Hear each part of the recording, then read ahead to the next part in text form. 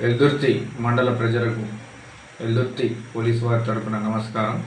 ఈరోజు మన దామరంచ అటవీ ప్రాంతంలో చిత్తుబొత్తు ఆడుతున్నారని నమ్మదగిన సమాచారం రాగా వెంటనే ఆ యొక్క సమాచారాన్ని మా యొక్క సుపీరియర్ ఆఫీసర్కి తెలిపి నేను మరియు మా సిబ్బందితో పాటు వెళ్ళి ఆ యొక్క అటవీ ప్రాంతంలో ఎక్కడైతే చిత్తుబొత్తు ఆడుతున్నారో ఆ యొక్క స్థలంలో దాడి చేయడం జరిగింది. ఆ దాడిలో భాగంగా మాకు 3 వ్యక్తులు పట్టుబడినారు. దాదాపు ఒక 10 మందికి పైగా అక్కడ నుండి పారిపోవడం జరిగింది. ఈ 3 వద్ద నుండి దాదాపు 3,29,500 రూపాయలు స్వాధీనం చేసుకున్నాము. మరియు అక్కడికి వెళ్ళడానికి వారు ఉపయోగించిన 5 బైక్స్లను కూడా స్వాధీనం చేసుకోవడం జరిగింది.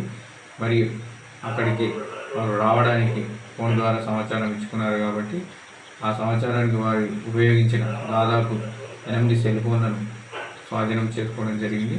చేసుకొని వారిపై చట్టపరమైన చర్యలు తీసుకున్నాము. అందులో భాగంగా ఈ 3 మీద ప్లస్ 10 మంది ఎవరైతే పారిపోయినారో వారిపైన కేసు నమోదు చేయడం జరిగింది. త్వరితగతిన మిగతా 10 మందిని కూడా పట్టుకొని చట్టపరంగా వాటిని శిక్షించడం జరుగుతుంది. ఎవరైతే ఈ జూదాన్ని నిర్వహించారో దీనికి ఎవరైతే కారకులు వారిని చట్టపరంగా కఠినంగా శిక్షిస్తాము. ఈ జూదం వలన చాలా మంది తమ యొక్క జీవితాలను నాశనం చేసుకుంటున్నారు. భార్యాభర్తలు విడిపోతున్నారు.